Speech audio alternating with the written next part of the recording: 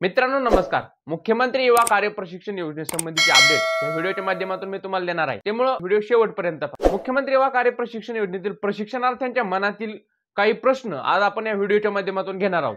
त्यामध्ये पहिला प्रश्न आहे की आचारसंहिता कधी लागणार आहे? 12 ऑक्टोबरच्या आंदोलनाचे अपडेट काय आहे? सर्व नेतृत्व एकत्र येणार का? त्याबरोबरच रोजगार मिळणार का? कोणकोणत्या नेत्यांचं या आंदोलनाला पाठिंबा असेल? आणि त्याबरोबरच सर्वात जास्त विचारला जाणारा प्रश्न तो म्हणजे पगार किंवा मानधन कधी होणार आहे? तर हे 6 प्रश्न या व्हिडिओमध्ये आपण घेणार आहोत।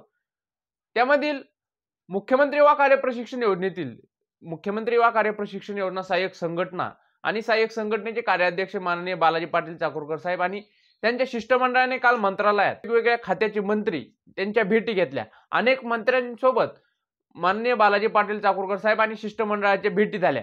त्यामध्ये संजय राठोड, चंद्रशेखर बावनकुळे, पंकजा मुंडे, नितेश राणे, हसनजी मुश्रीफ, राज्यमंत्री माधुरीताई मिसाळ, माजी मंत्री माजी खासदार अनिल बोंडे, त्याबरोबरच माजी मंत्री जयप्रकाश मुंदडा आणि अनेक आमदार, माजी मंत्री, माजी खासदार यांच्या काल पाटील साहेब यांच्यासोबत असणाऱ्या शिष्टमंडळाने भेटी घेतल्या व जो मुख्यमंत्री युवा कार्य प्रशिक्षण योजनेतील प्रशिक्षणार्थ्यांच्या बेरोजगारीचा प्रश्न आहे त्यांच्यासोबत डिस्कस करून त्यांना निवेदन दिलं। यापैकी चंद्रशेखर बावनकुळे साहेब यांनी मुख्यमंत्री देवेंद्र फडणवीस यांना पत्र लिहिलंय असं सुद्धा बालाजी पाटील चाकूरकर साहेब यांनी सांगितलंय, म्हणजे जेणेकरून हे जे प्रशिक्षणार्थ्यांचा मुद्दा आहे तो पुन्हा एकदा मुख्यमंत्र्यांच्या लक्षात येईल। त्याबरोबरच मित्रांनो मुख्यमंत्री युवा कार्य प्रशिक्षण योजनेतील प्रशिक्षणार्थ्यांच्या मनात एक प्रश्न आहे, तो म्हणजे आता दिवाळी झाल्याच्या नंतर आचारसंहिता लागतील आणि मग काय होईल पुढे?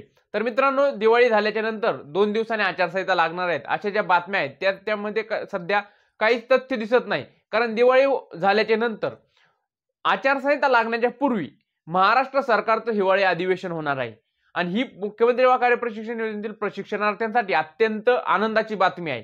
कारण अगोदर आचारसंहिता लागण्याच्या अगोदर जर अधिवेशन झालं तर प्रशिक्षणार्थ्यांचा मुद्दा पुन्हा एकदा अधिवेशनात गाजल आणि नक्कीच मागच्या अधिवेशनात जसा काहीतरी सकारात्मक निर्णय झाला होता तसा काहीतरी सकारात्मक निर्णय या अधिवेशनात होणार आहे। पण त्यापूर्वी जे 12 ऑक्टोबर रोजी आंदोलन होणार आहे, त्या आमरण उपोषण होणार आहे, जे महिला त्याचं नेतृत्व करणार आहेत, या आमरण उपोषणाला प्रशिक्षणार्थ्यांची संख्या एवढ्या मोठ्या प्रमाणात पाहिजे की 12 ऑक्टोबरच्या दिवशीच पूर्ण ठाणे जाम झालं पाहिजे आणि त्याच दिवशी प्रशिक्षणार्थ्यांच्या मागण्या सरकारपर्यंत पोहोचल्या पाहिजेत आणि सरकार त्याच्यावरती सकारात्मक निर्णय घेऊन 12-13 या 2 ते 3 दिवसात प्रशिक्षणार्थ्यांचा विषय त्यांनी मार्गी लावला पाहिजे। त्यासाठी सर्व प्रशिक्षणार्थ्यांनी उपस्थित राहावं ही सर्वांची विनंती आहे। आता पुढला प्रश्न प्रशिक्षणार्थ्यांच्या मनातला रोजगार मिळेल का? तर मित्रांनो नक्कीच रोजगार मिळेल। परमनंट रोजगार मिळेल का नाही हे सांगता येत नाही, पण रोजगार प्रशिक्षणार्थ्यांना मिळणार आहे। या आंदोलनाच्या नंतर काहीतरी सकारात्मक निर्णय होईल, प्रशिक्षणार्थ्यांना रोजगार 100% मिळणार आहे। त्याबरोबरच सर्व नेतृत्व एकत्र येतील का? तर मित्रांनो 12 ऑक्टोबर रोजी ठाणे येथे होणाऱ्या आमरण उपोषणाला सर्व नेतृत्व एकत्र येणार आहेत। मग ते बालाजी पाटील चाकूरकर साहेब असतील, तुकाराम बाबा असतील, हरिभाऊ राठोड साहेब असतील, अनुप चव्हाण सर असतील किंवा प्रकाशदादा साबळे असतील, हे सर्व नेतृत्व एकत्र येणार आहेत आणि या सर्व नेतृत्वाच्या नेतृत्वाखाली हे आमरण उपोषण पार पाडणार आहे। त्यामुळे प्रशिक्षणार्थ्यांनी सुद्धा आता मोठ्या प्रमाणात तिथे उपस्थित राहायचे, कारण सर्व नेतृत्व एकाच ठिकाणी एकाच छताखाली एकाच जागेवरती 100% येणार आहेत आणि नक्कीच याच्यामधून प्रशिक्षणार्थ्यांना कायमस्वरूपी रोजगार मिळणार आहे, म्हणजे मिळणार आहे। या व्हिडिओमधील शेवटचा प्रश्न आणि सर्वात जास्त प्रशिक्षणार्थ्यांच्या मनात असणारा प्रश्न, सर्वात जास्त विचारला जाणारा प्रश्न की मानधन म्हणजे पगार कधी होणार आहे? तर मित्रांनो अनेक जिल्ह्यातील अनेक आस्थापनांमधील प्रशिक्षणार्थ्यांचे पगार पडायचे चालू आहेत आणि बरेच प्रशिक्षणार्थ्यांचे पगार झाले सुद्धा आहेत। आता राहिलेल्या प्रशिक्षणार्थ्यांचे पगार दिवाळीपूर्वी 100% पडणार आहेत।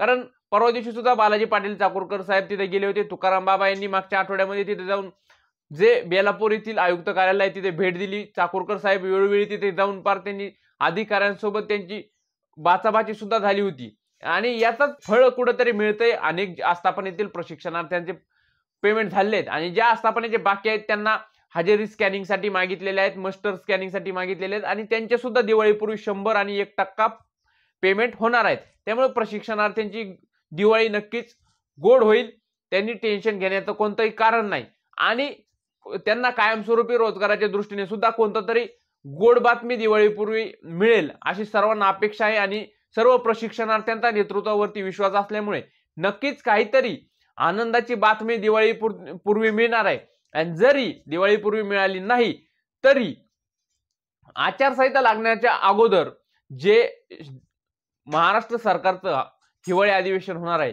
या हिवाळी अधिवेशनामध्ये इतका प्रशिक्षणार्थींनी सर्वांनी म्हणजे मुंबईमध्ये उपस्थित राहून आंदोलन उपोषण काय करता येईल तेवढं करायचं, पण ह्या अधिवेशनात काहीतरी सकारात्मक प्रशिक्षणार्थींच्या रोजगाराच्या दृष्टीने निर्णय 100% लागला पाहिजे याची भूमिका असेल ही सर्व प्रशिक्षणार्थींनी घ्यायची, म्हणजे 100% प्रशिक्षणार्थ्यांना आता बेरोजगार होता येणार नाही। त्यामुळे मुख्यमंत्री व कार्यप्रशिक्षण योजनेतील प्रशिक्षणार्थ्यांना पुन्हा एकदा सर्वांना विनंती आहे की 12 ऑक्टोबरच्या ठाणे येथे होणाऱ्या आमरण उपोषणाला प्रशिक्षणार्थ्यांनी मोठ्या संख्येने उपस्थित राहा।